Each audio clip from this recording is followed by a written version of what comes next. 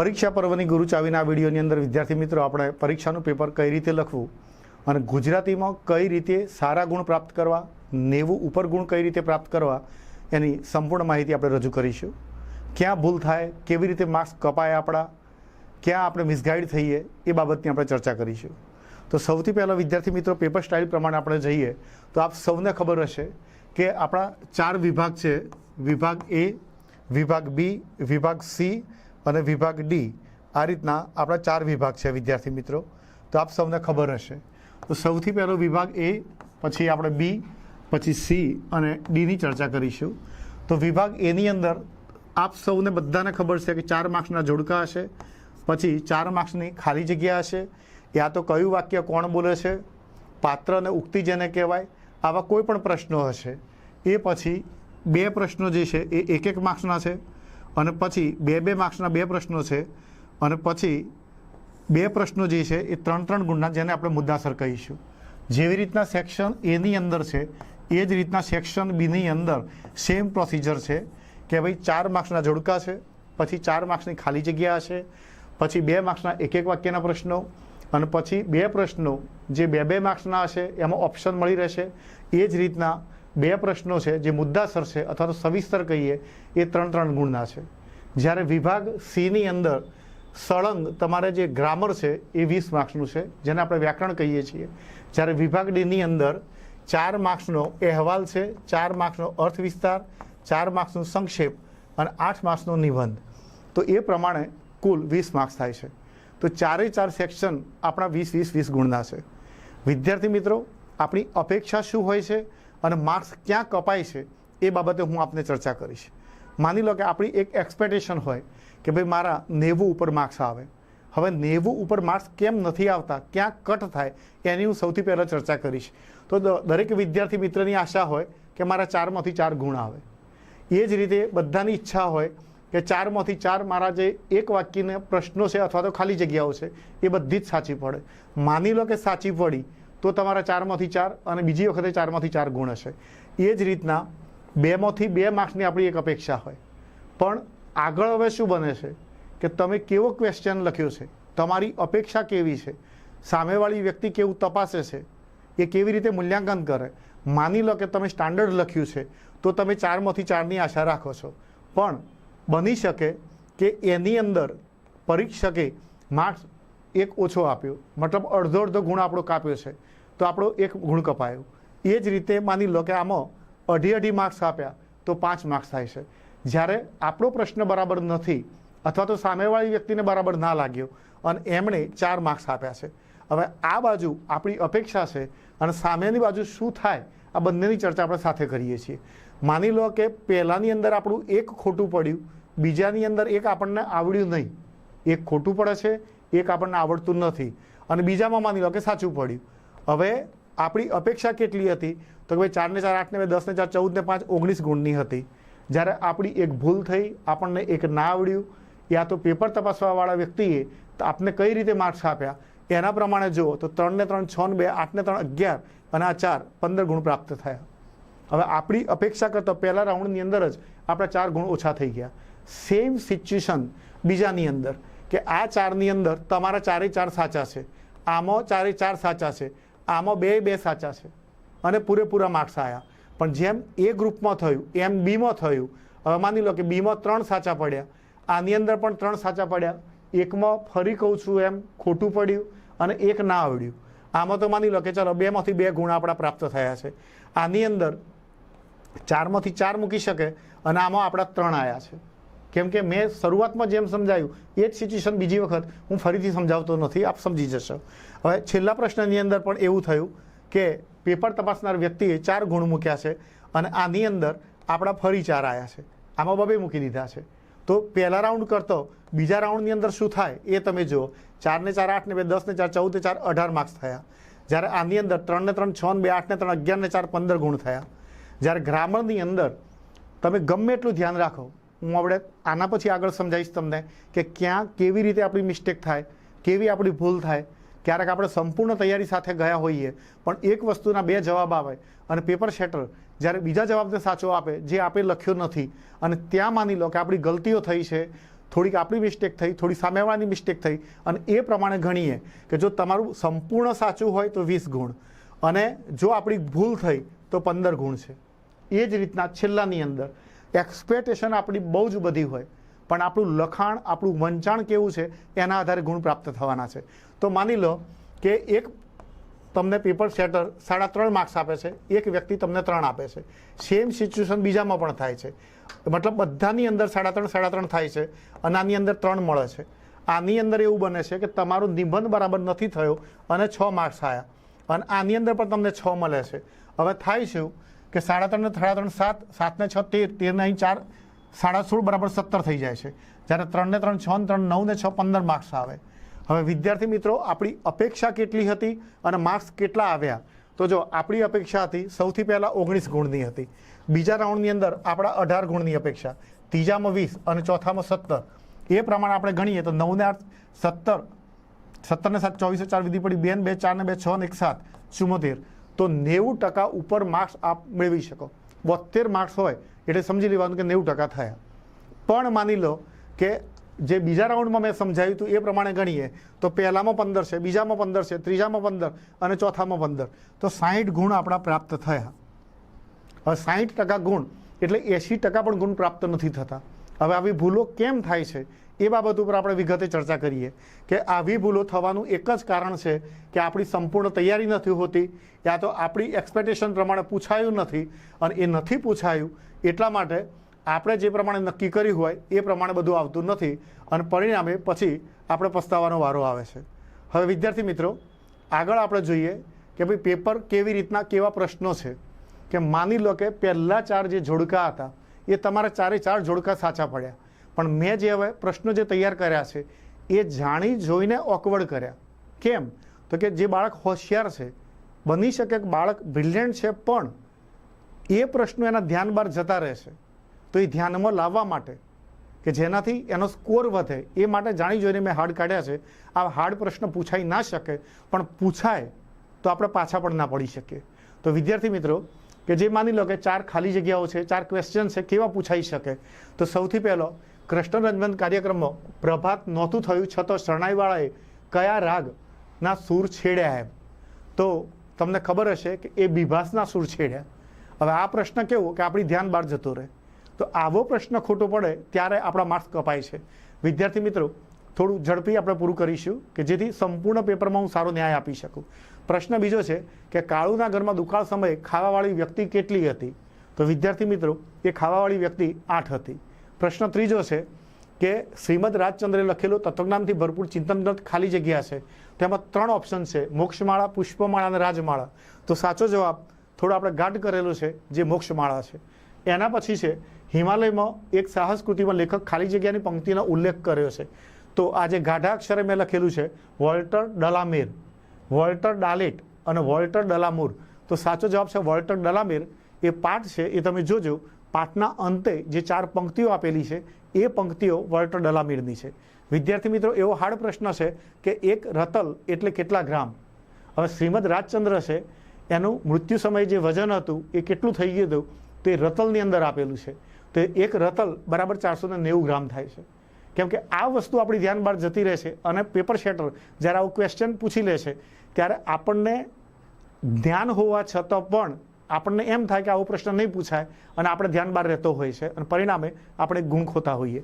એ જ રીતે બીજા 1-2 વાક્યમાં જે ઉત્તર છે, એકચ્યુઅલી લખવામાં પ્રિન્ટિંગ ખામી છે, એક વાક્યના જે ઉત્તર છે એક શબ્દના ઉત્તર છે. એમાં કેવા પ્રશ્નો છે? તો મનુષ્યનો આત્મા શાના જેવો છે? તો એ જ પાઠની અંદર છે ઘી જેવો આત્મા છે, જે ગાંધીજીના ગુરુ શ્રીમદ રાજચંદ્ર છે એ સમજાવે છે. એ પાઠની અંદર છે કે મનુષ્યનો આત્મા ઘી જેવો છે. ગાંધીજી પોતાની માંદગીને કેવી ભૂલ ગણતા? તો એ આધ્યાત્મિક ભૂલ ગણતા હતા. પછીનો પ્રશ્ન, ભલી કયા પાઠનું પાત્ર છે? વિદ્યાર્થી મિત્રો, આ ભલી અને ભગુ આ 2 પાત્રો છે, એ પાત્રો મહેમાન કલાકાર છે, કોઈ જગ્યાએ નથી આવતા. પણ જે આપણે દુષ્કાળનો પાઠ ભણ્યા ભૂખથી ભૂંડી ભીખ, એની અંદર રાજુ છે એ વર્ણન કરે છે, એની અંદર આ 2 શબ્દો આવે છે કે ભલી. તો ભલી શબ્દ છે એ ધ્યાનમાં રહેવો જોઈએ, નહીંતર આનો આપણે એક માર્ક્સ ગુમાવીએ. જે મેં આપણને ગણાવ્યું કે ભાઈ માર્ક્સ આપણા ઓછા કેમ આવે, તો આવી સામાન્ય ભૂલોના લીધે આપણા માર્ક્સ ઓછા આવે છે. ત્યાર પછીનો પ્રશ્ન છે કે કૃષ્ણ જન્મના રંજન કાર્યક્રમમાં પશ્ચાતભૂમાં શરણાઈના સૂર કોણ રેલાવી રહ્યું હતું? તો વિદ્યાર્થી મિત્રો, રામદીન શરણાઈવાળો છે એ પ્રભાત નહોતું થયું છતાંય બિભાતના સૂર એના છેડ્યા હતા. તો એનો જવાબ છે કે કોણ રેલાવી રહ્યું હતું? તો રામદીન શરણાઈવાળા. ત્યાર પછીનો પ્રશ્ન છે કે બીજ પત્ર લખેલું છે. આ જોડણીની ખામી છે વિદ્યાર્થી મિત્રો. બીજ પત્ર નથી, બીજ મંત્ર છે. તો કે બીજ મંત્ર એટલે શું? તો કે જીવન જીવવાનું મંત્ર, કે જેમાં કોઈને દેવને પ્રસન્ન કરવાની શક્તિ હોય એને બીજ મંત્ર કહેવાય. સાયલાથી આ સૌભાગ્યભાઈ લઈને આવ્યા હતા બીજ મંત્ર. પછીનો પ્રશ્ન છે કે 1 માઇલ એટલે કેટલું અંતર? હિમાલયમાં એક સાહસ પાઠની અંદર છે આ માઇલનું વર્ણન આવે છે. ત્યાં કિલોમીટરનું અંતર નથી આવતું. હવે માઇલનો ઉપયોગ હવે આપણે ત્યાં ઓછો થાય છે, કિલોમીટરનો ઉપયોગ વધારે થાય છે. તો આવો પ્રશ્ન પણ પૂછાઈ શકે કે ભાઈ 1 માઇલ એટલે કેટલું? તો કે 1 કિલોમીટર અને 609 મીટર. અને જૂના સમયની અંદર કઈ રીતે ગણવામાં આવતું? તો કે 1000 ડગલા બરાબર 1 માઇલ થતું હતું. આ જરૂર નથી. આ સાચો જવાબ 1.0609 આપને આવશે. ત્યાર પછી માની લો કે આ પહેલો પ્રશ્ન આપણો પૂરો થાય છે. એની અંદર પછી મુદ્દાસર પ્રશ્ન છે તો એમાં આપને મારા ખ્યાલથી કોઈ પ્રોબ્લેમ નહીં થાય. કેમ કે તમને સ્ટોરી વાઇઝ એ પ્રશ્નનો જવાબ આવડતો હોય. આપણા પ્રશ્નો જો કપાતા હોય તો જે ઓબ્જેક્ટિવ ટાઈપ છે અથવા તો એક વાક્યના છે અથવા તો ટૂંકા પ્રશ્નો જેને કહીએ એવામાં આપણો ગુણ કપાઈ શકે છે. જેમ પહેલા પ્રશ્નની અંદર આપણે શીખ્યા એ જ રીતના આપણે ચર્ચા હવે બીજા પ્રશ્નની કરવાની છે. તો બીજા પ્રશ્નની અંદર માની લો કે પહેલા પ્રશ્નના થોડા પ્રશ્નો રહી ગયા. વિદ્યાર્થી મિત્રો જોઈ લઈએ કે કોણ બોલે પાત્ર અને ઉક્તિ, કે કયું વાક્ય કોણ બોલે? તો કે જો ભૂલે ચૂકે ફરીથી આવ્યો તો છાતીમાં ટોટો એમ. તો એની અંદર માન લો કે આટલા ઓપ્શન લખાયા હોય કે સિપાઈ છે, ફોજદાર છે, જમાદાર છે. તો કે આ ત્રણમાંથી કોણ બોલે છે? તો સાચો જવાબ છે સિપાઈ. કાલ્ય, અહીં પ્રિન્ટિંગ ખામી છે વિદ્યાર્થી મિત્રો. કાલ્ય હવારે રૂપિયો દઈ જાશું. આ વાક્ય જન્મોત્સવ પાઠની અંદર છે અને દેવજી બોલે છે. ત્યાર પછી બેટા મારી પરીક્ષામાં તો તું પાસ. તો જે આ પાઠ છે બીજો પાઠ રેસનો ઘોડો, એની અંદર મંજુ કાકી બોલે છે. એલા કાનજી માણકી કણસે છે. તો આ કોઈક વ્યક્તિ બોલે છે. એમાં ઓપ્શન તમને આપેલો હોય કે ડોશી આપેલી હોય, કાનજી હોય, દેવજી હોય અથવા તો કોઈક વ્યક્તિ. તો એ કોણ બોલે છે એની કોઈ સ્પષ્ટતા નથી કરેલી. તો વિદ્યાર્થી મિત્રો, આજે પહેલા પ્રશ્નની અંદર થોડાક હાર્ડ પ્રશ્નો, કઠિન પ્રશ્નો જેને કહીએ એવા મેં આપના ધ્યાન ઉપર લાવવા માટેની કોશિશ કરી છે. આના જેવા બીજા ક્વેશ્ચન જે હશે જે કદાચ મારી ધ્યાનમાં પણ ના આવ્યા હોય તો એવા પ્રશ્નો તમે જોશો તો માની લો કે આપણી જે ધારણા છે 19 ગુણ પ્રાપ્ત કરવાની તો અવશ્ય આપ પ્રાપ્ત કરી શકશો. પણ મારી એક ભલામણ છે કે આપ એક માર્ક્સના જે પ્રશ્નો છે એમાં એક પણ ભૂલ કરશો નહીં. જેવો પ્રશ્ન પહેલો એટલે કે વિભાગ એ છે સેમ વિભાગ બીની અંદર છે. હવે વિભાગ બીની અંદર આપણે શું જોવાનું છે? તો કે શિકારી કૃતિ છે એ કયા છંદમાં રચાયેલી છે? તો અનુષ્ટુપ છંદ. વિદ્યાર્થી મિત્રો, મેં છંદનો વિડીયો આગળ આપને મોકલેલો છે. યુટ્યુબ ઉપર આપણો વિડીયો આવેલો છે. તો અનુષ્ટુપ છંદની અંદર 16 અક્ષર હોય અને એની અંદર આપણે 5મો, 6થો અને 7મો અક્ષર ચેક કરવાનો. કોઈ પણ વિદ્યાર્થી મિત્ર આ જે અનુષ્ટુપ જે શિકારી કવિતા છે એનો કોઈ પણ જવાબ ના આવે તો મારા નંબર ઉપર આપ કોન્ટેક્ટ કરજો, હું તમને ગણીને મોકલી આપીશ. ત્યાર પછી સોનેટ કાવ્યમાં કેટલી પંક્તિઓ હોય છે? તો 14 પંક્તિની રચનાને સોનેટ કહેવામાં આવે. વિદ્યાર્થી મિત્રો, ત્યાર પછીનો પ્રશ્ન છે કે બરકત વિરાણીનું તખલ્લુસ શું છે? હવે તખલ્લુસ શબ્દમાં જો આપને ખ્યાલ ના આવે તો આપણને જવાબ ખોટો પડે. તો તખલ્લુસ શબ્દનો અર્થ થાય ઉપનામ. તો બરકત વિરાણીનું ઉપનામ છે બેફામ છે. જે સરસ મજાના આ કાવ્યો લખેલા છે કે રડ્યા બેફામ સૌ મારા મરણ ઉપર, બસ એક જ કારણથી કે હતો મારો પ્રસંગ અને મારી જ ઉપસ્થિતિ ન હતી. ત્યાર પછી વિદ્યાર્થી મિત્રો આપણે આગળ જઈએ કે એક બપોરે કવિતા કયા છંદમાં રચાવેલી છે? તો એ ખાલી જગ્યાની અંદર 10મા વેદ તરીકે ખાલી જગ્યાને ઓળખવામાં આવે. આ પ્રશ્ન તમને આખી ગુજરાતીમાં ભાગ્યે જ તમને ક્યાંય જડે છે. ફરીથી ક્વેશ્ચન છે કે 10મા વેદ તરીકે ખાલી જગ્યાને ઓળખવામાં આવે છે. તો વિદ્યાર્થી મિત્રો, દુહાને 10મા વેદ તરીકે ઓળખવામાં આવે છે. આવો પ્રશ્ન ના પૂછી શકાય, પણ માની લો કે આવો પ્રશ્ન પૂછી લીધો કોઈએ તો આપણું ધ્યાન હોવું જરૂરી છે. અને જે મેં કહ્યું હતું કે એક માર્ક્સ આપણા માટે મહત્વનું છે. એક ગુણ ક્યાં કપાય? તો આવી પરિસ્થિતિમાં એક ગુણ કપાઈ શકે. ત્યાર પછી હાઇકુમાં ખાલી જગ્યા અક્ષર હોય છે. તો હાઇકુની અંદર 17 અક્ષર હોય છે. પહેલી લીટીમાં 5, બીજી લીટીમાં 7 અને ત્રીજી લીટીમાં 5. તો 5 ને 5 10 ને 7 17 થાય. એક રતલ એટલે કેટલા ગ્રામ? તો આ 490 ગ્રામ છે. એ જ રીતે સમગ્ર વિશ્વ ખાલી જગ્યાનો આશ્રમ છે. તો સાચો જવાબ છે સંતનો આશ્રમ છે. વિદ્યાર્થી મિત્રો, આ રીતના તમે પહેલો અને બીજો પ્રશ્ન જો ધ્યાનપૂર્વક ભણશો તો હું માનું છું કે તમે સારામાં સારા ગુણ પ્રાપ્ત કરી શકશો, પણ જો તમારું ધ્યાન નહીં હોય તો તમારા માર્ક્સ કપાવવાની સંપૂર્ણ સંભાવના છે. તો હું માનું છું કે આપ સંપૂર્ણ ધ્યાન આપશો, જેથી આપના માર્ક્સ કપાશે નહીં અને સારા ગુણ પ્રાપ્ત કરી શકશો. ત્યાર પછી વિદ્યાર્થી મિત્રો, આપણે ગ્રામરના પોઈન્ટની અંદર જઈએ કે ગ્રામરની અંદર પણ આપણે 20માંથી 20 ગુણ પ્રાપ્ત કરવા છે. તો સૌથી પહેલો અલંકાર છે, છંદ છે, વિશેષણ છે, ક્રિયા વિશેષણ છે, સંજ્ઞાના પ્રકારો છે, વિભક્તિ છે, વાક્યોના પ્રકારો છે. આ બધાની આપણે ક્રમશઃ ચર્ચા કરીએ. શક્ય હોય એટલી ચર્ચા કરી અને હું આપને સમજાવવાની કોશિશ કરું છું. તો વિદ્યાર્થી મિત્રો, બધા જ અલંકારો છે એ ફરી એક વખત હું ટૂંકમાં સમજાવીશ આપને. ટૂંકમાં એટલા માટે કે આપણે પરીક્ષા પર્વની જે ગુરુચાવી છે એમાં આપણે તાત્કાલિક યાદ રાખવાનું છે. તો શું યાદ રાખવાનું છે? તો સૌથી પહેલાં આપણે અલંકારો યાદ રાખવા હોય તો અલંકાર છે ઉપમા, પછી છે ઉત્પ્રેક્ષા, પછી છે રૂપક, પછી આવે અનન્વય, પછી આવશે વ્યતિરેક, પછી વ્યાજસ્તુતિ, પછી આવશે વર્ણાનુપ્રાસ,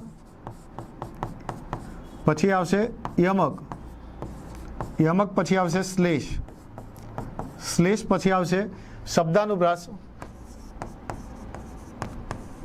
અંત્યાનુપ્રાસ, શબ્દાનુપ્રાસ પછી આવશે અંત્યાનુપ્રાસ, અંત્યાનુપ્રાસ પછી આવશે પ્રાસ સાંકળી, અને પ્રાસ સાંકળી પછી આવશે સજીવારૂપણ.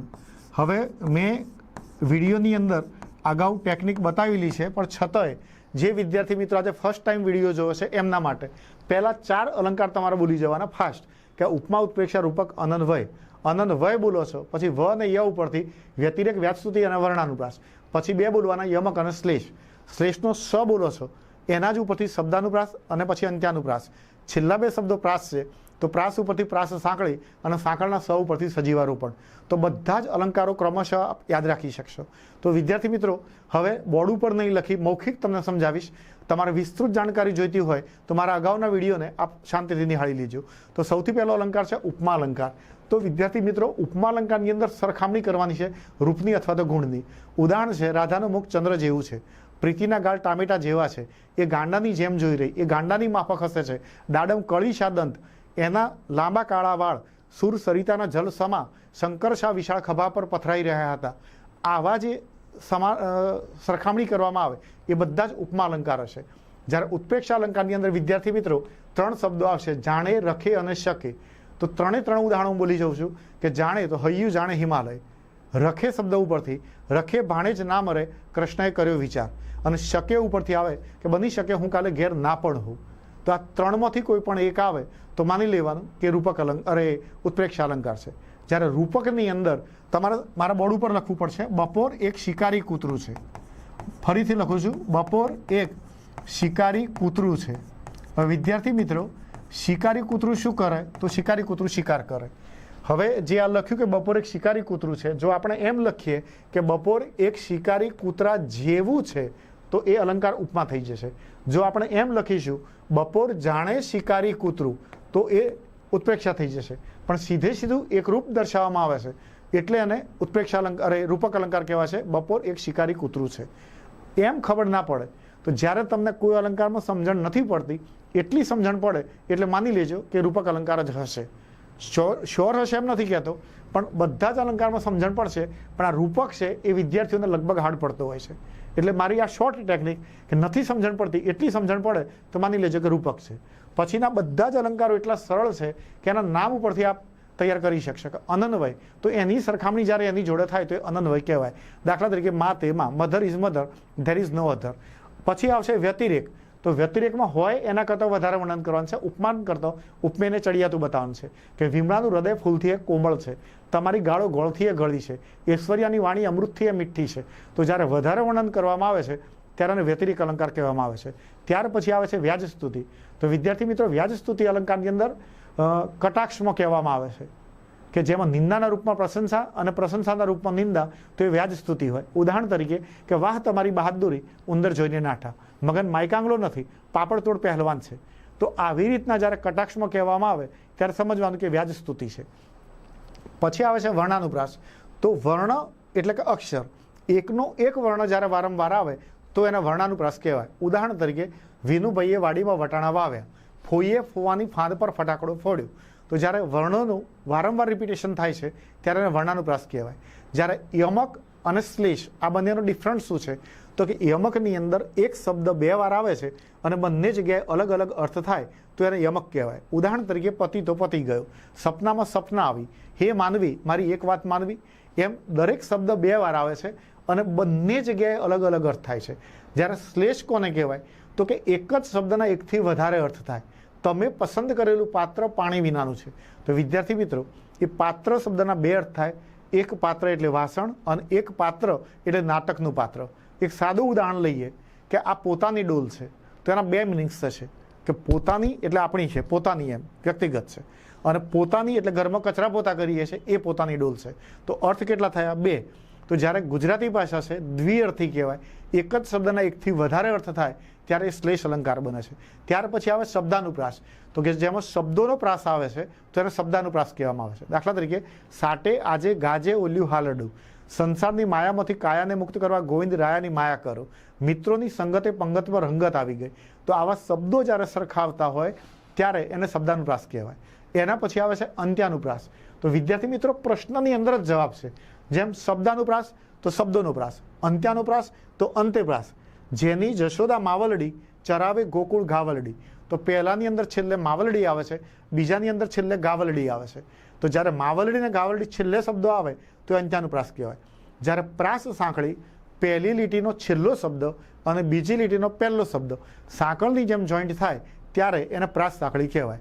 ઉદાહરણ તરીકે પ્રેમ પદાર્થ અમો પામીએ વામીએ જન્મ મરણ જંજાળ, ઘેર પધાર્યા હરિજન ગાતા વાતા તાલ ને શંખ મૃદંગ. તો ગાતાની જોડે વાતા શબ્દ આવ્યો, તો પહેલી લીટીનો છેલ્લો શબ્દ અને બીજી લીટીનો પહેલો શબ્દ સાંકળની જેમ જોઈન્ટ થાય એટલે પ્રાસ સાંકળી કહેવાય. જ્યારે નિર્જીવ વસ્તુમાં સજીવ વસ્તુનું આરોપણ કરવામાં આવે ત્યારે એને સજીવ આરોપણ કહેવાય. ઉદાહરણ તરીકે સડક પડખું ફરીને સૂઈ ગઈ, ફૂલ હસતા હતા.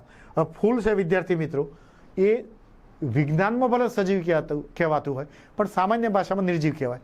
ફૂલ કોઈ દિવસ હશે નહીં, પણ જ્યારે નિર્જીવ વસ્તુની અંદર આ રીતના સજીવ વસ્તુનું આરોપણ કરે તો સજીવ આરોપણ કહેવામાં આવે છે. વિદ્યાર્થી મિત્રો, આના કરતાં સૌથી વધારે આપણે જોવાનું છે હવે છંદ. છંદ ક્યારે તમને આવડે? તો કે સૌથી પહેલાં બધા છંદના નામ, બધાના બંધારણ, બધાનું ગણસૂત્ર, બધાના માત્રાઓ, આ બધું જ તમને આવડે ત્યારે તમે છંદ ગણી શકો. તો સૌથી પહેલો છંદ છે એ હું સમજાવવાની કોશિશ કરું છું કે તમારે ફટાફટ શું યાદ રાખવું પડે.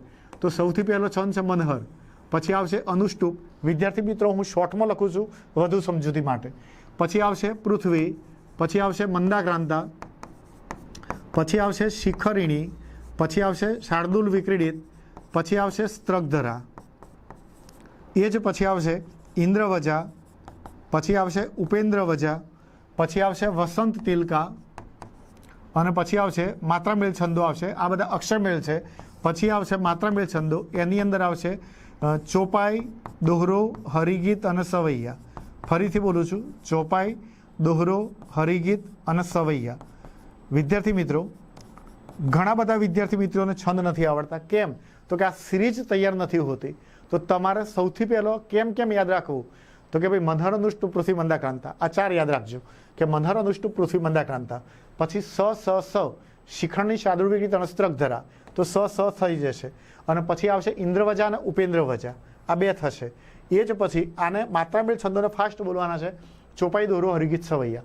આટલા છંદના નામ આવડી જાય પછી જેમ આપણને ટેલિફોન નંબર મોઢે હોય છે એ જ પ્રમાણે માની લો કે આનો એક ટેલિફોન નંબર બનાવીએ. તો ચલો, મનહરની અંદર 31 અક્ષર છે, અનુષ્ટુપમાં 32, પૃથ્વી, મંદાક્રાંતા અને શિખરણી આ 3 છંદના 17 અક્ષર છે. શાર્દુલ વિક્રીડિત છંદના 19, સ્ત્રગધરાના 21 છે, ઇન્દ્રવજા છે એના 11 છે, ઉપેન્દ્રવજાના 11 છે અને વસંત તિલકાના 14 અક્ષર છે.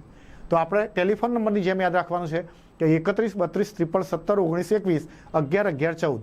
ત્યાર પછી સીધું આપણે માત્રામેળ છંદ ઉપર જવાનું છે. તો કે માત્રામેળ છંદ છે એની માત્રાઓ કેટલી? તો કે ચોપાઈની 15 + 15 એટલે કે 30 માત્રા થાય, દોહરાની 13 + 11 બરાબર 24 માત્રા થાય.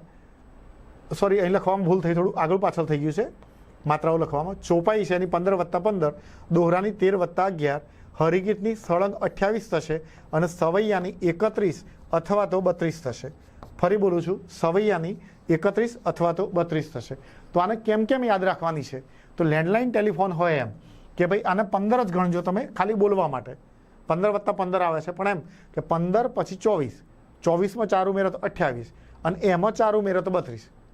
પણ એ પણ યાદ રાખજો કે 15 + 15 બરાબર ચોપાઈ, 13 + 11 બરાબર દોહરો અને પછી હરિગીતની સળંગ 28 અને સવૈયાની 31 અથવા તો 32. વિદ્યાર્થી મિત્રો, આ બીજું સ્ટેપ. પહેલું સ્ટેપ આપણને બધા છંદના નામ આવડે. બીજા સ્ટેપની અંદર આ બધા જે છંદ છે એના અક્ષરો યાદ હોવા જોઈએ. એમાં બીજું યાદ રાખવાનું છે કે મનહરમાં પહેલી લીટીમાં 16 અક્ષર અને બીજીમાં 15. જ્યારે અનુષ્ટુપની અંદર બંને લીટીની અંદર 16 અક્ષર હશે અને એની અંદર કમ્પલસરી 5મો, 6ઠ્ઠો અને 7મો અક્ષર ચેક કરવાનો. તો એમાં 4 ચરણ હશે. પહેલા ચરણની અંદર 5મો અક્ષર લઘુ, 6ઠ્ઠો, 7મો ગુરુ, 8મો અક્ષર છે એ આપણે છોડી દેવાનો છે. પછી બીજું ચરણ છે એની અંદર ફરી આપણે ગણવાનું છે. તો કે એમાં 5મો, 6ઠ્ઠો અને 7મો અક્ષર ચેક કરીએ તો એમાં એના કરતાં ઊંધું આવશે, લઘુ, ગુરુ અને લઘુ આવશે. જેવું પહેલા ચરણમાં હશે એવું નીચે ત્રીજા ચરણમાં હશે અને જેવું બીજા ચરણમાં હશે એવું એક્ઝેક્ટ ચોથા ચરણની અંદર હશે. ત્યાર પછી વિદ્યાર્થી મિત્રો, આ બધા જ છંદ છે એના બંધારણ તમને મોઢે આવડવા જોઈએ. દાખલા તરીકે પૃથ્વી છંદ છે તો એનું બંધારણ છે જસ જસ એ લગા. મંદાક્રાંતા છે તો મભન તત ગાગા. શિખરણી છે તો યમન સભ લગા. શાર્દુલ વિકૃત તો મસ જસ તત ગા. પછી આવશે સ્તગધરા તો મર ભન ય. ઇન્દ્ર વજા તો તત જ ગાગા. ઉપેન્દ્ર વજા તો જત જ ગાગા. વસંત તિલકા તો તબ જ ગાગા. જો આમાંથી સહેજ બી મિસ્ટેક થશે ને તો તમે ગણવામાં કન્ફ્યુઝ થઈ જશો અથવા તો ગણતા થોડી વાર થશે. આ 2 સ્ટેપ આવડ્યા પછી કે 3 સ્ટેપ આવડ્યા પછી પછીનું સ્ટેપ આવડે કે તમને યમા તારા જે ભાન સલગા એ મોઢે આવડવું જોઈએ અને લઘુ કોણ અને ગુરુ કોણ એ તમને ક્લિયર થવું જોઈએ. તો વિદ્યાર્થી મિત્રો, સૌથી પહેલાં માની લો કે આપણે ફરી ગણીશું કે ય મા તા રા જ ભા ન સ લ અને ગા. આ લખવામાં થોડીક પ્રિન્ટિંગ ખામી થાય, સુધારી લેજો વિદ્યાર્થી મિત્રો. યમા તારા જ ભા ન સલગા એને કઈ રીતે લખવાનું છે તો ઊભા 3 છે એને આડા કરી લેવાનું છે યમાતા. પછી આવશે મા તારા, જોઈ લેજો. પહેલું યમાતા તો ઊભા 3 અક્ષર, પછી આ 3 અક્ષર છે એને આડા કરવાના છે. પછી આમ 3-3ના પેરમાં લેવાનું છે. તારા જ, પછી આવશે રા જ ભા, પછી આવશે જ ભા ન, પછી આવશે ભા ન સ, પછી આવશે ન સ લ અને છેલ્લે આવશે સ લગા. તો આ આખું જે 1 2 3 4 5 6 7 ને 8 આ 8 ગણ તમને યાદ હોવા જોઈએ. અને એને ફાસ્ટ બોલવા હોય તો એને હાથમાં લખી લઈ, કાગળમાં લખી લઈ અને ફરતા જજો અને તમે બોલતા જજો કે યમાતા માતારા તારા જ રાજભા જભા ને બાનસ નસળ સલગા. શરૂઆતમાં થોડીક ડિફિકલ્ટી આવશે પણ ધીમે ધીમે તમને પ્રેક્ટિસ થઈ જશે. ત્યાર પછી આપણે ઉદાહરણ પ્રમાણે આપણે જોઈએ વિદ્યાર્થી મિત્રો. તો ઉદાહરણ પ્રમાણે જોઈએ તો મનહરની અંદર ઉદાહરણ છે, એક ભોળો ભાભો મોટા ખેતરના માળે ચડી હરણાને હાકે છે અને પક્ષીઓ ઉડાડે છે. તો વિદ્યાર્થી મિત્રો, હું અત્યારે ટાઈમના અભાવે અથવા તો આગળ વિડીયો મેં મૂકેલો છે એને ધ્યાનમાં રાખીને હું મોઢે બોલી જાઉં છું. તમે એ અગાઉનો વિડીયો જોઈ લેજો. તો કે મનહરની અંદર પહેલી લીટીમાં 16 અક્ષર અને બીજી લીટીમાં 15. ઉદાહરણ છે, એક ભોળો ભાભો મોટા ખેતરના માળે ચડી હરણાને હાકે છે અને પક્ષીઓ ઉડાડે છે. અનુષ્ટુપની અંદર 16 અક્ષર હશે. ઇન્દ્રપ્રસ્થજનો આજે વિચાર કરતા હતા, એક બાબતને માટે શંકા સૌ ધરતા હતા. પૃથ્વીનું ઉદાહરણ આવશે, છતાંય દિલ તો ચાહે તન યુવાનની તાજગી. મંદાક્રાંતા તો કે બેસી ખાટે પિયર ઘરમાં જિંદગી જોઈ સારી. શિખરણી તો કે કદી મારી પાસે વન વન તણા હોત કુસુમો. શાર્દુલ વિકળિત તો કે તેના સેવન કાજ સંગ વસવા મારે જવું સર્વથા. સ્ત્રગધરા તો કે ધીમે ધીમે છટાથી કુસુમ રજલઈ ડોલતો વાયુ વાય. પછી આવશે ઇન્દ્રવજા તો કે સંસારને સાગરને કિનારે. ઉપેન્દ્ર વજા તો સુલોચનાને શિર અંધસ્વામી. વસંત તિલકા તો કે વિશ્વંભરી અખિલ વિશ્વ તણી જનેતા. પછી ચોપાઈ છે જે માત્રા મેળ છંદ છે તો કે ભાઈ કાળી ધોળી રાતી ગાય પીએ પાણી ચરવા જાય. દોહરો તો દીપકના 2 દીકરા કાજળને અજવાશ, એક કપૂત કાળું કરે બીજો દિવ્ય પ્રકાશ. હરિગીત તો કે ભૂલો ભલે બીજું બધું મા બાપને ભૂલશો નહીં. સવૈયા તો કે અંતરની એ રણ પર કોની પડે હથોડી ચેતનરૂપ. વિદ્યાર્થી મિત્રો, આ માત્ર હું ઉદાહરણ મોઢે બોલ્યો છું. એ તમારે જો ઉદાહરણ પૂછાય તો એના માટે છે, પણ જો ઉદાહરણ ગણવા હોય તો કમ્પલસરી તમારે અગાઉનો વિડીયો જોવો પડશે તો એના પરથી તમને ઉદાહરણ ગણતા આવડશે. પણ છતાંય ક્યાં ભૂલ થઈ શકે એ તમને હવે સમજાવું. થોડોક ટ્રાય કરું તમને સમજાવવા માટેનો કે કેવી મિસ્ટેક થઈ શકે. જો મનહરની અંદર તો સ્પષ્ટ છે કે પહેલી લીટીમાં 16 અક્ષર છે અને બીજીમાં 15 છે, તો કોઈ ઇસ્યુ નહીં થાય. અનુષ્ટુપની અંદર 16 અક્ષર છે પણ ફરજિયાત 5મો, 6ઠ્ઠો અને 7મો અક્ષર ચેક કરજો. હવે પ્રોબ્લેમ ક્યાં અને કેવો થાય તો માની લો કે 3 છંદ છે, પૃથ્વી, મંદાક્રાંતા અને શિખરણી. તો વિદ્યાર્થી મિત્રો, હું બે રીતે તમને સમજાવું. પૃથ્વી છંદ છે એનું ઉદાહરણ છે છતાંય દિલ તો ચહે તન યુવાનની તાજગી. છતાંય દિલ તો ચહે તન યુવાનની તાજગી. ત્રણના ભાગમાં તમારે લખવાનું છે. એ જ રીતના શિખરણી છે એનું ઉદાહરણ છે કદી મારી પાસે વન વન તણા હોત કુસુમો. ફરી બોલું છું, કદી મારી પાસે વન વન તણા હોત કુસુમો. જ્યારે મંદાક્રાંતાનું છે બેસી ખાટે પિયર ગરમ જિંદગી જોઈ સારી. ફરીથી બોલું છું, બેસી ખાટે પિયર ઘરમાં જિંદગી જોઈ સારી. વિદ્યાર્થી મિત્રો, હું આના ઉપર એટલા માટે ફોર્સ કરું છું કે ક્યાંક કેવી ગલતી થઈ શકે. ક્યારેક બાળકોને શોર્ટ ટેકનિક શીખવવામાં આવે છે, પણ એ શોર્ટ ટેકનિક પ્રમાણે કેમ નથી થતું એ વાત સમજાય છે. તો જુઓ, ધ્યાન આપજો. 3 છંદની અંદર 17 અક્ષર છે. હવે 17 અક્ષરે પૃથ્વી, મંદાક્રાંતાની શિખરણી હોય. હવે તમારે જો ધ્યાન રાખવું હોય તો જોજો કે પૃથ્વી છે એમાં લઘુ ગુરુ લઘુ, તો અહીં જ આવે. એકવાર હું ગણી કાઢું છું, પછી તમને ડિટેલમાં સમજાવું. પછી આ લઘુ લઘુ ગુરુ તો સલગા, જે મેં સમજાવ્યું હતું કે એમાં તારા જે ભાન સલગા એ મોઢે આવડશે તો જ આ ગણી શકશો, નહીંતર બધી વાત ઉપર થઈને જશે. ત્યાર પછી લઘુ ગુરુ લઘુ તો આ જ આવશે. લઘુ લઘુ ગુરુ તો આ સ આવશે. લઘુ ગુરુ ગુરુ તો ય. લઘુ અને ગુરુ તો લઘુ ગુરુ તો લગા લગા, તો જસ જસ ય લગા. જ્યારે શિખરણીમાં લઘુ ગુરુ ગુરુ ય માતા, મા તારા તો મ, ન સ લ તો ન, સ લ ગા યમન સ, ભા ન સ તો આ ભ આવ્યું. આ લઘુ અને ગુરુ તો થયું યમન સબ લગા. જ્યારે મંદાક્રાંતાની અંદર ગુરુ ગુરુ ગુરુ તો મા તારા, પછી ભા ન સ તો અહીં ભ આવશે, ન સ લ તો અહીં ન આવશે, તારા જ તો અહીં તો. હવે વિદ્યાર્થી મિત્રો, અહીં રસ્વ ઈ છે, પણ મેં ગુરુ કેમ મૂક્યો? તો જિંદગી શબ્દ લખેલું છે. હવે આ જિંદગીની અંદર જે ઉપર બિંદી છે એ બિંદી થડકાર ઉત્પન્ન કરે છે, એટલા માટે ત્યાં ગુરુ આવશે. હવે આ ગુરુ ગુરુ અને આ લઘુ. હવે વિદ્યાર્થી મિત્રો, આ ઈ છે તો ઈની અંદર પણ સમજૂતી આપું. ઈ નાની પણ હોય અને મોટી હોય. અહીં આપણે નાની ઈની જરૂર છે, એટલા માટે ત્યાં ગુરુ લખ્યો છે. હવે આ બંને ગુરુ ગુરુ છે તો થયું મભન તત ગાગા.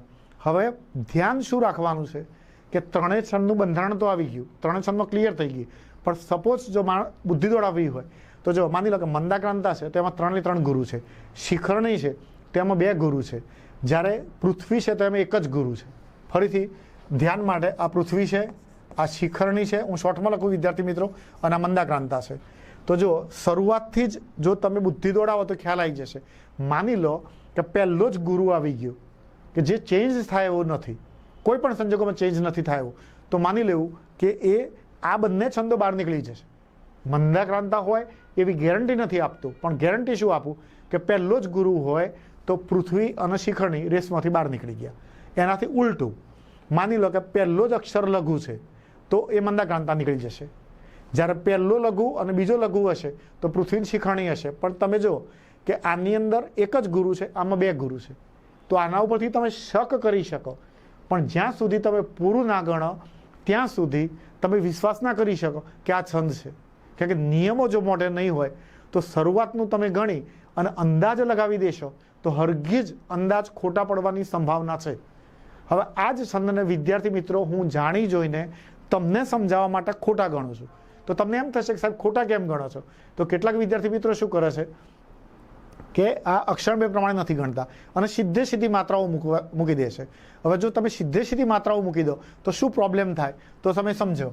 માની લો કે આપણે ખોટું ગણીએ છીએ, એટલે કોઈ ખોટી કોમેન્ટ્સ ના કરશો, સમજાવવા માટે ખોટું ગણું છું. તો જો સૌથી પહેલાં માની લો કે 1 ને 2 3 ને 1 4 5 6 7 8 9 10 11 12 13 14 15 16 17 18 19 20 21 22 23 24. હવે વિદ્યાર્થી મિત્રો માત્રા પ્રમાણે ગણી તો 24 થઈ, તો એકચ્યુઅલી 24 માત્રા દોહરાની આવે છે. તો તમે કન્ફ્યુઝ થશો કે સાહેબ હવે આને મારે દોહરો ગણવો છે કે પછી પૃથ્વી ગણવું? તો સાચો જવાબ પૃથ્વી છે. પૃથ્વી કેમ? તો કે ભાઈ આનું બંધારણ આવી જાય છે એટલે દોહરા પ્રમાણે એનું બંધારણ આવતું નથી. એ જ રીતે તમે જો બીજો છંદ છે એને પણ આપણે ખોટી રીતે ગણવાની કોશિશ કરીએ તો જો 1 ને 2 3 ને 2 5 ને 2 7 ને 2 9 ને 2 11 12 13 14 15 16 17 18 19 20 21 22 પછી આ 23 24 ને 25, પછી આપણે શું કરીએ કે 25 માત્રા થઈ તો કોઈ જગ્યાએ દીર્ઘાની રસવાઈ કરીને એક ઓછી કરીએ તો આને પણ આપણે દોહરો સમજી જઈએ, તો એ પણ ગલત છે. એ જ રીતે ત્રીજામાં તમે જુઓ કે ભાઈ 2 2 4 2 6 2 8 9 10 11 12 13 14 15 16 17 18 19 20 21 22 23 24 25 26 27. હવે 27 થઈ અને આપણે એમ માનીએ કે આ ઈને આપણે મોટી લઈ શકીએ અને 28 કરી અને હરગીત માની લઈએ, તો વિદ્યાર્થી મિત્રો હરગીજ નથી. વાત બીજી વાત બરાબર ધ્યાન રાખજો કે શક્ય હોય ત્યાં સુધી કોઈ પણ સંજોગોમાં ડાયરેક્ટ માત્રા મેળ છંદ ઉપર જશો નહીં, ગમે એમ કરીને અક્ષર મેળ પ્રમાણે જવાબ લાવજો. હવે વાત અહીં આગળ આની અંદર પછી કયા છંદ આવે તો કે ભાઈ શાર્દુલ વિકળિત, પછી આવશે સ્ત્રકધરા, પછી આવશે ઇન્દ્રવજા અને ઉપેન્દ્રવજા. તો વિદ્યાર્થી મિત્રો શાર્દુલ વિકળિતના 19 અક્ષર છે. સેમ જેમ મંદાક્રાંતાને એમ ગણ્યા એ જ રીતના શાર્દુલ વિકળિત ગણવાનો છે અને એ જ રીતના સ્ત્રકધરા ગણવાનો છે. એટલે હું એ છંદ અત્યારે નથી ગણાવતો એટલા માટે કે તમે વિડીયોમાં જોઈ લેજો, પણ ઇન્દ્રવજા અને ઉપેન્દ્રવજા એમાં શું ભૂલ થઈ શકે એ બાબતને અત્યારે હું સમજાવું છું. હવે ઇન્દ્રવજા અને ઉપેન્દ્રવજાનું બંધારણ ગણીએ આપણે તો ઇન્દ્રવજા છે એનું ઉદાહરણ છે સંસારને સાગરને કિનારે.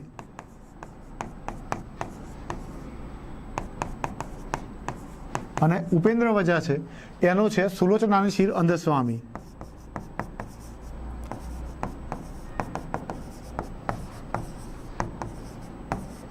હવે ઇન્દ્રવજાનું બંધારણ શું છે તો કે ભાઈ તત જ ગાગા. તો જો અહીં જવાબ સ્પષ્ટ આવશે, અહીં ત જ ભા ન અને આ ગુરુ ગુરુ, તો તત જ ગાગા થઈ જાય છે. હવે આજે મેં ઊભો લીટો એટલા માટે દોર્યો છે કે ઇન્દ્રવજા અને ઉપેન્દ્રવજામાં માત્ર શરૂઆતમાં જ ફેર છે, બાકી બધું કોમન છે. હવે અહીં આવશે જ ભા ન તો અહીં જ, તા રા જ તો અહીં ત, પછી લઘુ ગુરુ લઘુ તો અહીં જ, જત જ, ગુરુ ગુરુ તો ગાગા.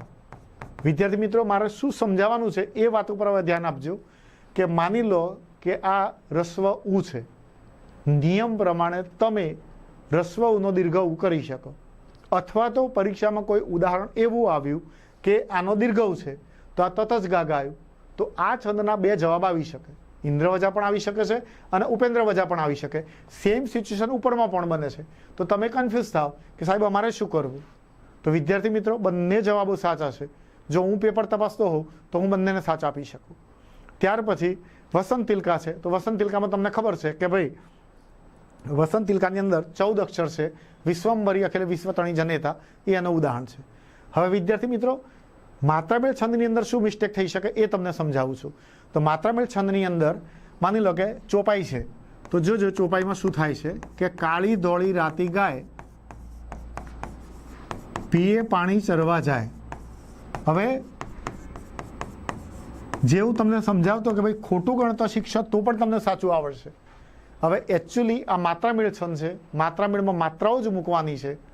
પણ જો કોઈ બાળક જેને શોર્ટ ટેકનિક કોઈ શીખવાડે છે, હવે શોર્ટ ટેકનિક શીખવાડે અને એને એમ કહેવામાં આવે કે 17 અક્ષર હોય અને પહેલા 3 કે 4 ગુરુ હોય એટલે મંદાક્રાંતા જ હોય. વિદ્યાર્થી મિત્રો બધા એ રીતના હોતા નથી, ગણ્યા વગર ડિસિઝન લેવાનું નથી. માની લો કે આના અક્ષર ગણો, માત્રાઓ નથી ગણતા આપણે, ધ્યાન આપજો. 1 2 3 4 5 6 7 8 9 10 11 12 13 14 15 16 અને 17 અક્ષર છે. પણ 17 અક્ષર હોવા છતાં અને પહેલા 4 ગુરુ હોવા છતાં પણ આ મંદાક્રાંતા પણ નથી. શિખંડની અને પૃથ્વી તો આવવાના જ નથી, કેમ કે પહેલો જ ગુરુ છે. એટલે આપણને ખ્યાલ આવવો જોઈએ કે ગણ્યા વગર ડિસિઝન નહીં લેવાનું. હવે હું પહેલાં સાચું ગણાવું અને પછી ખોટું ગણાવું તો તમને ક્લિયર થઈ જશે કે સાચું શું છે.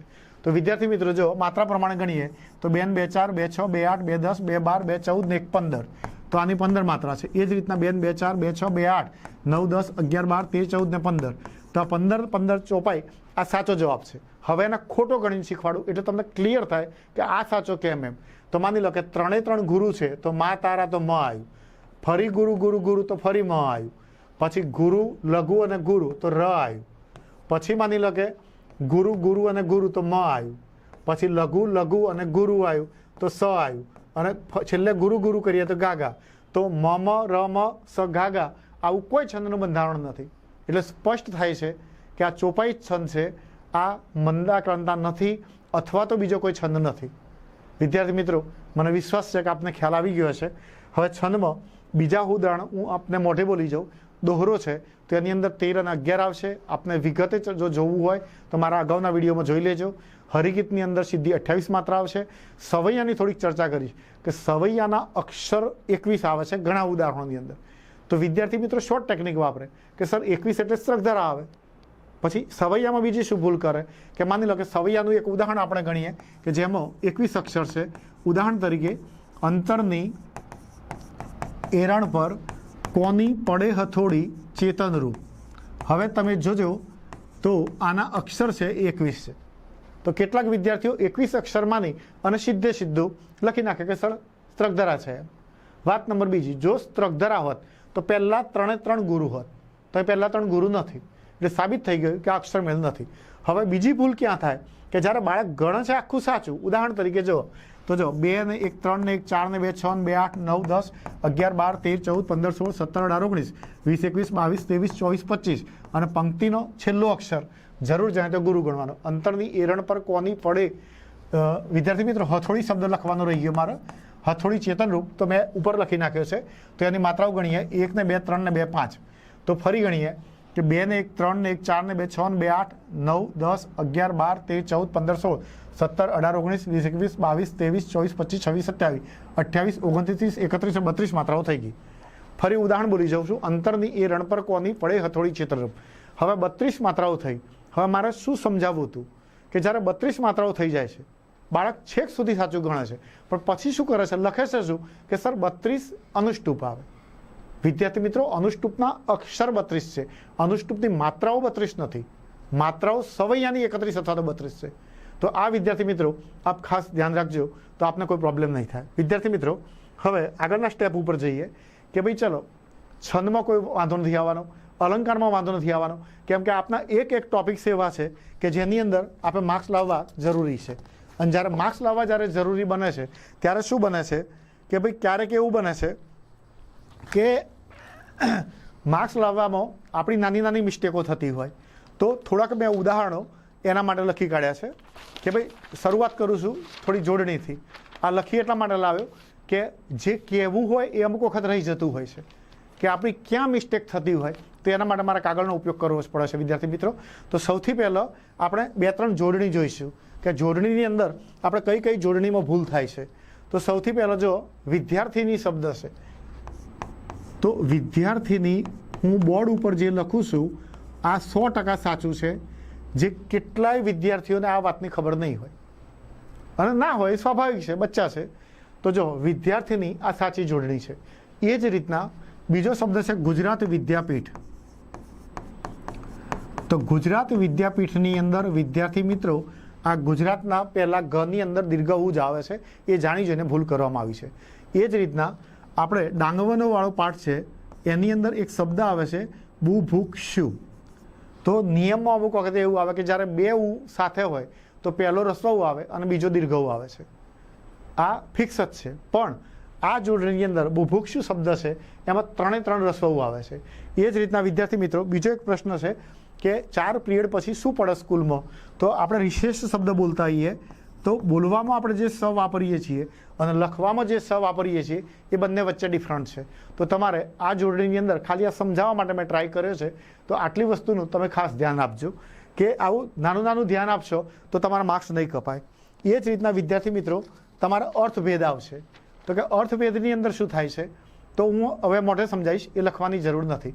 માની લો કે અલી શબ્દ છે તો એ અલી શબ્દના 2 અર્થ થશે. એક અલી શબ્દનો અર્થ થશે ભમરો અને એક અલી છે એ સખીને સંબોધન થાય છે. એ જ રીતના બીજો શબ્દ છે આજ શબ્દ અને પછી આજ શબ્દ આ રીતના લખ્યો હોય એ જ આજ લખ્યું હોય અને પછી આ અને વચ્ચે સ્પેસ છોડીને જ લખ્યું હોય. તો બંનેમાં ડિફરન્સ શું છે કે આજ એટલે આજે અને આ જ એટલે કે આ જ વ્યક્તિ અથવા તો નિપાત છે. જ ય એ તો સુદ્ધા પણ ફક્ત કેવળ માત્ર નિપાતો છે એમાં જ છે એ નિપાત છે. ત્યાર પછી 2 શબ્દો સરખા કે ભાઈ જડવું અને બીજું જડવું. તો જડવું કોને કહેવાય તો પથ્થર બેસાડ્યા હોય, સજ્જડ બેસાડ્યા હોય એને જડવું કહેવાય. અને કોઈક વસ્તુ ખોવાઈ ગયેલી આપણને પાછી મળે તો એને કહેવાય જડવું છે. એ જ રીતના વેલ શબ્દ છે. તો વેલ શબ્દનો અર્થ એક થાય છે લતા અને એક થાય છે માછલી, વેલ માછલી. તો આ અર્થભેદ છે એ પણ તમારે રીડિંગ કરવાનો વિષય છે. 4-5 ઉદાહરણો આપવાથી આખી ગુજરાતીના તમને અર્થભેદ નથી આવડવાના, પણ આ તો એક ઉદાહરણ તરીકે તમારી આગળ રજૂ કરું છું. એ જ રીતના સંધિ છે, તો સંધિના પણ નિયમો અને વિડીયો તમારે જોવા જ પડશે અથવા તો રીડિંગ કરવું પડશે. તો અમુક ઓકવર્ડ સંધિ વિશે હું માહિતી આપું કે પવન તો કે પો વત્તા અન, ભવન તો ભો વત્તા અન. એ જ રીતના સ્વાધ્યાય અને સ્વાગત એમાં ડિફરન્ટ છું તો કે સ્વ વત્તા અધ્યાય બરાબર સ્વાધ્યાય અને સુ વત્તા આગત બરાબર સ્વાગત. તો ડિફરન્ટ કેમ? તો કે સ્વ અધ્યાય એનો મતલબ છે કે પોતાનો અધ્યાય અને સુઆગત એનો મતલબ છે કે સારું સ્વાગત છે. એટલે એ બંનેની અંદર થોડોક વિદ્યાર્થી મિત્રો ડિફરન્ટ આવે છે. ત્યાર પછી વિદ્યાર્થી મિત્રો પ્રત્યયની વાત કરીએ તો પૂર્વ પ્રત્યય અને પર પ્રત્યય છે. બધી જ વસ્તુમાં મારે કહેવું પડશે કે મારા વિડીયો તમારે જોવા પડશે, પણ આગળ લાગે છે એને પૂર્વ પ્રત્યય કહેવાય અને પાછળ લાગે છે એને પર પ્રત્યય કહેવાય. તો કે ભાઈ નસીબ તો કે કમ નસીબ, આવડત તો કે બિન આવડત, નામ તો કે બદનામ અને વિનય તો કે સવિનય. તો આગળ જે શબ્દો લાગ્યા છે એ પૂર્વ પ્રત્યય છે. હવે પાછળ લાગતા હોયા તો કે અર્થ ઉપરથી આર્થિક, ધર્મ ઉપરથી ધાર્મિક, શરીર ઉપરથી શારીરિક, માનવ ઉપરથી માનવતા, તો જે પાછળ લાગે છે એને પર પ્રત્યય કહેવાય છે. પછી વિદ્યાર્થી મિત્રો આપણે સમાનાર્થીની જો વાત કરી લઈએ તો કે ભાઈ ગમાણ શબ્દનો અર્થ શું થાય? તો કે ભાઈ મૂર્ખ થાય છે. એ જ રીતના અણસાર તેનું સમાનાર્થી સંકેત થાય. આ એટલા માટે યાદ દેવડાવું છું કે આવા શબ્દો આપણે ધ્યાન બહાર જતા રહેતા હોય. હવે હાર્ડ શબ્દ છે થોડોક કે મયંક, એ કવિતાની અંદર આવે છે કે મુરલીના આભમાં તે ઉગે શ્યામ નામનો મયંક. તો મયંક એટલે ચંદ્ર થાય છે, જ્યારે જ્યોત્સના શબ્દનો અર્થ થાય છે ચાંદની. એ જ રીતના તરાઈના જંગલો છે તો કે બે પર્વતો વચ્ચેનો જે નીચેનો ભાગ છે એને તરાઈ કહેવાય. તો તરાઈ શબ્દનો અર્થ થાય છે તળેટી. અને ત્યાર પછી ટેક શબ્દ જે ભૂખથી મૂંડી ભીખ પાઠ છે એની અંદર કાળુદી પ્રતિજ્ઞા હતી, ટેક હતી. તો ટેક શબ્દનો અર્થ થાય છે પ્રતિજ્ઞા. ત્યાર પછી વિદ્યાર્થી મિત્રો તમારા રૂઢિપ્રયોગો છે એનું વાંચન કરવું પડશે. એ જ રીતના પછીની જો આપણે વાત કરીએ તો શબ્દ સમૂહ માટે એક શબ્દ થોડાક જોઈએ. તો એવા શબ્દ સમૂહ માટે એક શબ્દ હોય કે જે આપણી ધ્યાન બહાર જતા રહેતા હોય. એવા 4-5 શબ્દ સમૂહો જોઈ લઈએ કે જેની પાછળ સૂર્ય અસ્ત થાય છે એ કાલ્પનિક પર્વત, તો એને કહેવાય છે અસ્તાચળ. બીજો છે, ફરીથી બોલું છું, જેની પાછળ સૂર્ય અસ્ત થાય છે એ કાલ્પનિક પર્વતને કહેવાય છે અસ્તાચળ. સેમ શબ્દ છે. શબ્દ પોતાનો સંપૂર્ણ અર્થ આપવાના બદલે એનો આછો ખ્યાલ આપે તો એને શું કહેવાય? તો એને કહેવાય અર્થ છાયા. અર્થ પછી ચ અડધો અને છાયા, અર્થ છાયા એ રીતના બોલાશે. ત્યાર પછી ભીના વાળવાળી રૂપાળી સ્ત્રી, તો એને શ્યામા કહેવાય. આખી ચોપડીમાં આ ભીના વાળવાળી રૂપાળી સ્ત્રીનો ઉલ્લેખ નથી, પણ લેખકને કેવી છત્રી ગમી હતી તો લેખકને શ્યામા છત્રી ગમી હતી, એની અંદર આ શ્યામા શબ્દ આવે છે. તો એકચ્યુઅલી શ્યામા શબ્દનો અર્થ થાય છે કે ભીના વાળવાળી રૂપાળી સ્ત્રી, જે આપણી ધ્યાન બહાર જતું રહે અને આપણો એક ગુણ ના જાય એ માટે હું આ ધ્યાન દેવડાવું છું. એવા ને એવા બીજા 2 શબ્દો છે કે ખેડૂતને જમીન ખેડવા આપી હોય અને એના બદલે લેવામાં આવતું ભાડું અને એના માટે કરવામાં આવતો લેખ, તો કે એને શું કહેવાય? તો કે એ ગણોત કહેવાય. વિદ્યાર્થી મિત્રો ફરીથી કહું છું કે એને શું કહેવાય? તો કે ગણોત કહેવાય. ત્યાર પછી નદીના કાંકરાવાળી જાડી જે રીતિ છે એને શું કહેવાય? તો કે વેકુર. અને છેલ્લું છે શરીરમાં મોટું પણ અક્કલમાં ઓછું, તો જડસું. હિમાલયમાં એક સાહસ છે, આ પાઠની અંદર આ વર્ણન છે. ત્યાર પછી અમુક વિરુદ્ધાર્થી શબ્દો એક ડેમો માટે કે ભાઈ વિરાટ શબ્દ છે તો એનો વિરુદ્ધાર્થી થશે વામન, સ્થૂળ છે તો એનું થશે સૂક્ષ્મ, પછી આદ્ર છે તેનું થશે શુષ્ક અને જલન છે તેનું થશે ઠંડક. પછી એક પોઈન્ટ આપણો આવશે તળપદા શબ્દોના શિષ્ટ રૂપો. તો કે ભાઈ હાવ, ડાંગવનોવાળા પાઠની છેલ્લી લીટી એ પોતાના પિતાશ્રીના કાગળમાં લખે છે કે ત્યાં તમને કેટલાક યાદ કરતો હોઈશ એનું પ્રમાણ મળી જાય તો એ હાવ એમ. તો હાવ શબ્દનો અર્થ થાય ગણું. પછી મૌર્ય શબ્દનો અર્થ થાય પહેલાં. પછી વલ્લો શબ્દ છે. હવે વલ્લાવાળી ડાંગરના ચોખા આવો ઉલ્લેખ છે ભૂખથી બુંડી ભીખ. તો એકચ્યુઅલી વડ છે એના વડલો અને એના ઉપરથી અપભ્રંશ થઈ અને વલ્લો, જે ગામડાની ભાષામાં વલ્લો શબ્દ બોલાય છે, તો એનો અર્થ થાય છે વડ. અને ઓહળિયા, તો ઘોડીની સ્વામી ભક્તિ પાઠની અંદર આંબા પટેલને પૂછવામાં આવે ત્યારે કહે છે કે ભરવાડના ઓહળિયાએ ભારે કાહરી કરી. કાહરી કરી એટલે અસર, અને ઓહળિયું, તો ઓહળિયું એટલે ઔષધ અને ઔષધ એટલે દવા. વિદ્યાર્થી મિત્રો તો ગ્રામરની અંદર મેં મોટાભાગના પોઈન્ટ્સની ચર્ચા કરેલી છે. ત્યાર પછી માની લો કે જે રીડિંગવાળું છે એ કદાચ રહી જાય તો તમારે જોઈ લેવાનું છે. ત્યાર પછી આપણે અંતની અંદર ચર્ચા કરીએ તો 2-3 અર્થ વિસ્તાર છે. હવે અર્થ વિસ્તારમાં વિદ્યાર્થી મિત્રો બધા વિચારતા હોય કે ભાઈ આટલું લખી નાખીએ એટલે અર્થ વિસ્તાર ક્લિયર થઈ ગયો, પણ એટલું લખવાથી ક્યારે અર્થ વિસ્તાર ક્લિયર નથી થતો. એના માટે પંક્તિ સમજવી પડશે. તો હું 3 પંક્તિઓ માત્ર સમજાવવાની કોશિશ કરું કે ભાઈ કેવી રીતના આપણે ધ્યાન રાખવું પડશે. તો કે જે શૌર્યમાં કોમળતા સમાઈ એને જ સાચું પુરુષત્વ મનાયું, દ્રવત લોખંડનું ખડગ થાય પાષાણનું નહીં. ફરીથી, જે શૌર્યમાં કોમળતા સમાઈ એને જ સાચું પુરુષત્વ મનાયું, દ્રવત લોખંડનું ખડગ થાય પાષાણનું નહીં. વિદ્યાર્થી મિત્રો, શૌર્ય શબ્દનો થાય છે શૂરવીરતા, અને શૂરવીરતાની અંદર કોમળતાની વાત કરી એટલે કે વિરોધાભાસી વાત છે. જેમ કહીએ કે એક ડોશી બાળપણમાં મરી ગઈ, તે પોસિબલ નથી. 52 વર્ષનો બાબો આવ્યો, તો આ વિરોધાભાસી વાતો છે. એમ જો આ અર્થ વિસ્તારમાં શું કહેવા માગે કે સાચો શૂરવીર કોને કહેવાય, એના વિશે આપણે અર્થ વિસ્તાર લખવાનો. કે પહેલાના સમયમાં જ્યારે યુદ્ધ થતા હતા ત્યારે નિયમ હતો કે જેની પાસે શસ્ત્ર હોય એ જ શસ્ત્ર સામેવાળાની પાસે હોય અને યુદ્ધ માટે તૈયાર હોય તો યુદ્ધ કરી શકે. પણ જો એ વ્યક્તિ તમારા શરણે આવી ગયો, એ એની ભૂલને સ્વીકારી લે છે, તો સાચો વીર એને કહેવાય કે એનું હૃદય કોમળ હોવું જોઈએ. અને પછીની પંક્તિની અંદર જો લખ્યું કે દ્રવત લોખંડનું ખડગ થાય પાષાણનું નહીં, તેનો અર્થ છે કે જે દ્રવી જાય છે, પીંગળી જાય છે, એની તલવાર બની શકે છે. જે પીંગળી શકતો નથી, પથ્થર પીંગળી શકતો નથી, તો એનું ખડગ, એનું હથિયાર બની શકતું નથી. જો આ 2 પંક્તિમાં તમને ખ્યાલ આવે તો જ તમે અર્થ વિસ્તાર લખી શકો. સેમ બીજી વસ્તુ છે કે વાણી તો બાણ ને ફૂલ, કાં વિધે કાં વધાવતી, નંદ્ર વ્રજ હૈયા, તૂટ્યા હૈયાને ફરી શાંતથી. તો વિદ્યાર્થી મિત્રો, વાણીનું મહત્વ છે.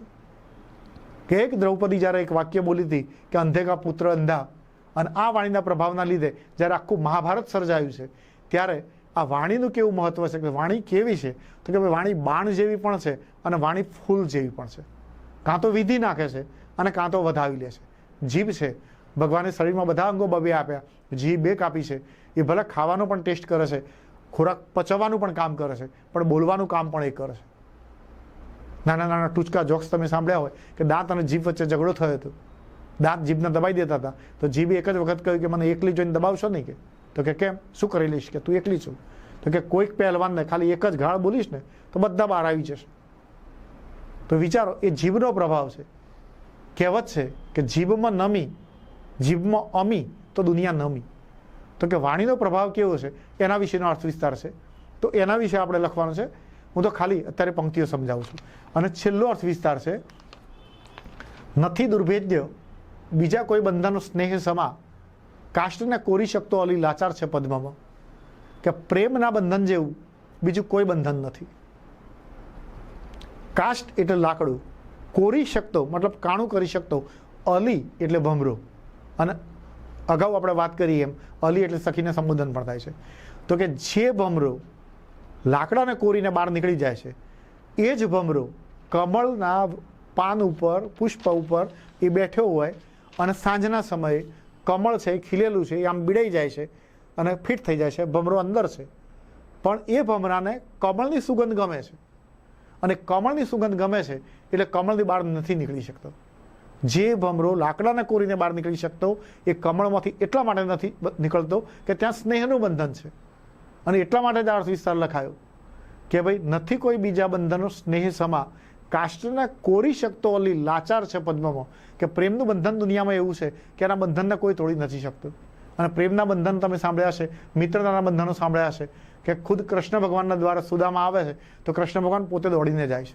કેમ કે તે સાચો પ્રેમ છે, તે સાથે મિત્રતા છે. વિદ્યાર્થી મિત્રો, તો આ જ રીતના તમારે આ લખવાનું છે અર્થ વિસ્તાર. ત્યાર પછી આવશે તમારું સંક્ષેપ લેખન. તો સંક્ષેપ લેખનની અંદર તમારે કમ્પલસરી મારા અગાઉના વિડીયો જોવા પડશે કે જેથી હું આગળના પોઈન્ટ્સ ઉપર જઈ શકું. તો વિડીયો જોઈને તમે નક્કી કરી લેજો.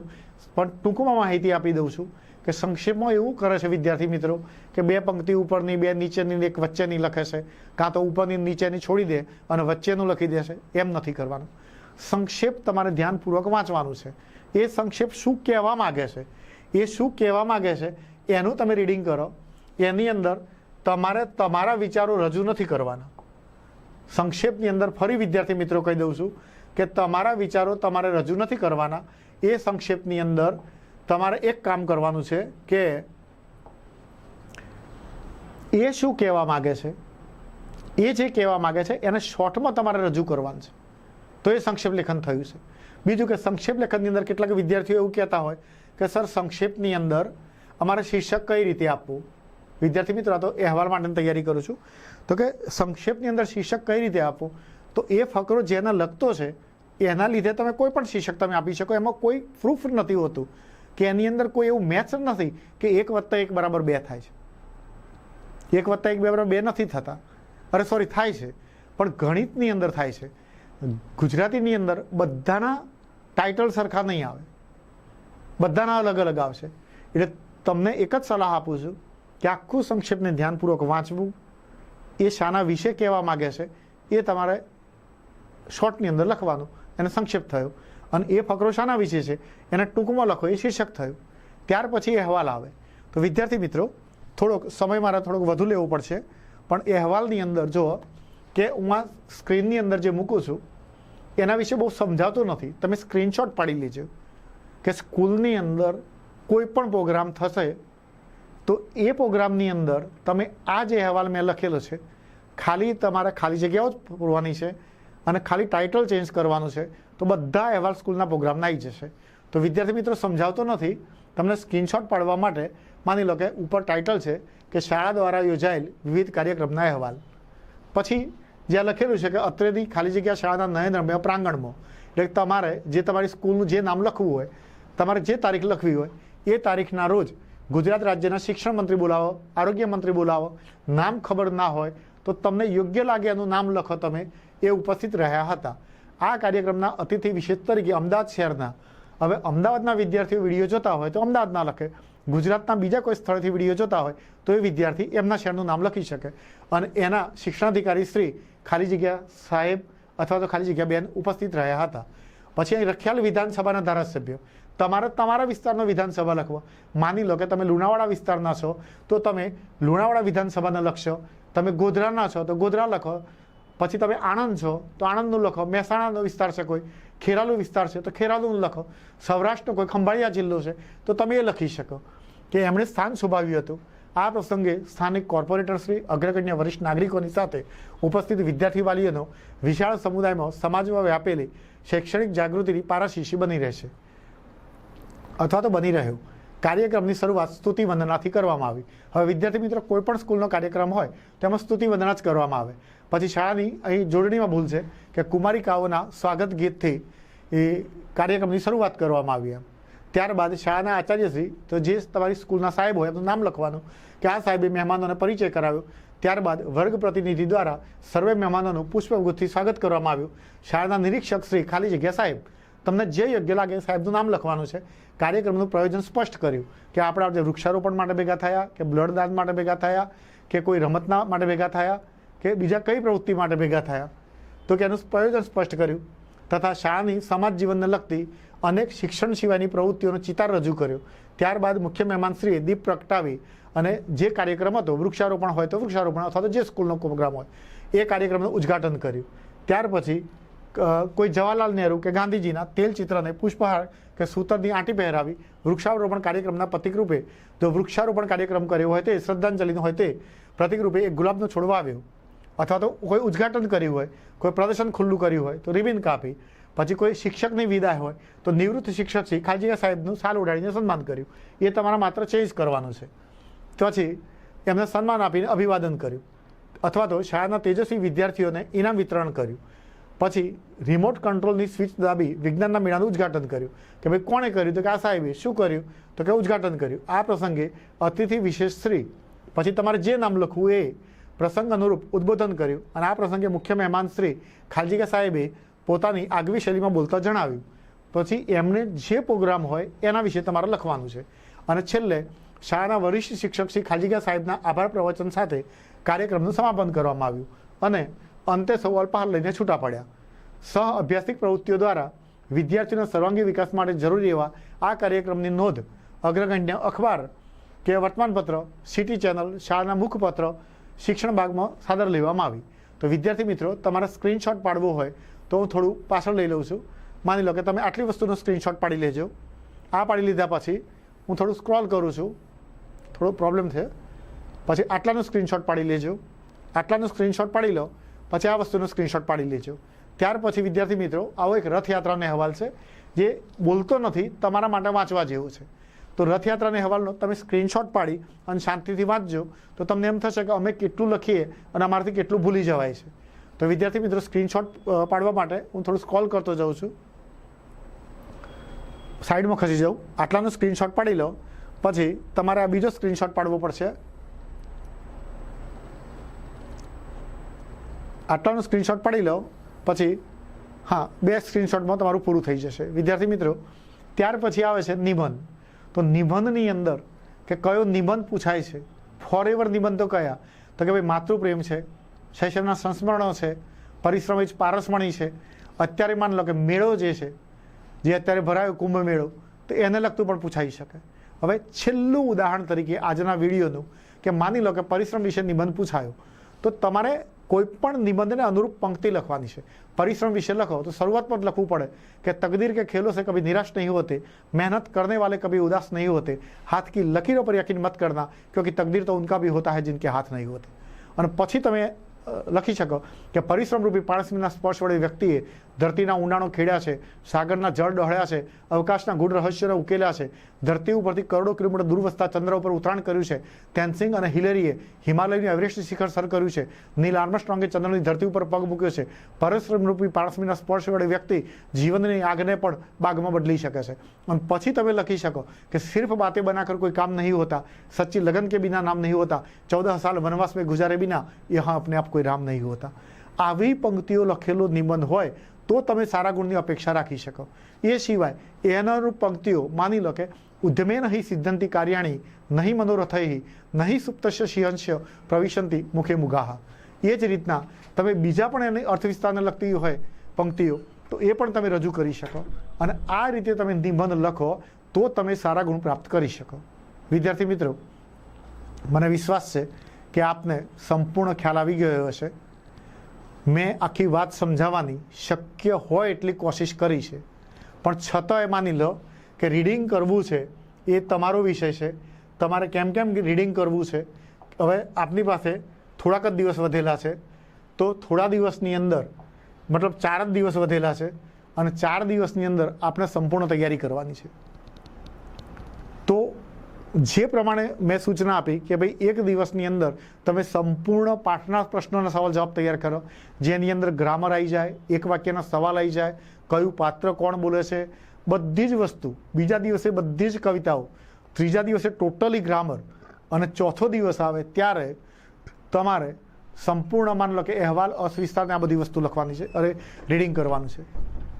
પેપર આપવા માટે તમે જાઓ તો આપણી સંસ્કૃતિ પ્રમાણે ગોળ અને દહીં ખાવાનું છે, સારા સુકૂન થશે.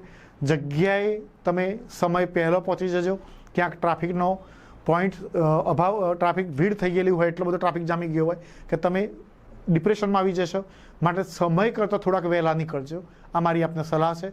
આપનું ભવિષ્ય સારું બને, આપની કારકિર્દી બહુ ઉજ્જવળ બને, સારા ટકાએ પ્રાપ્ત થાવ એવી મારા તરફથી ખૂબ ખૂબ આશીષ. વિદ્યાર્થી મિત્રો, છતાં પણ હજુ બીજી એક વાત કરી લઉં કે કદાચ પેપર આપીને આવ્યા તમે અને ક્યાંક 1-2 ભૂલ પડી તમારા ધ્યાનમાં પછી આવી તો એના લીધે નિરાશ થશો નહીં. એટલા માટે નિરાશ નથી થવાનું કે દુનિયાનો ગમે એટલો અમીર વ્યક્તિ હશે, ગમે એટલો હશે, તે પોતાના ભૂતકાળને ક્યારે પણ એ ચેન્જ નથી કરી શકવાનો. જ્યારે ગમે એવો ગરીબ વ્યક્તિ હશે, પોતાના ભવિષ્યને, પોતાના ફ્યુચરને એ ચેન્જ કરવા માટે સક્ષમ છે.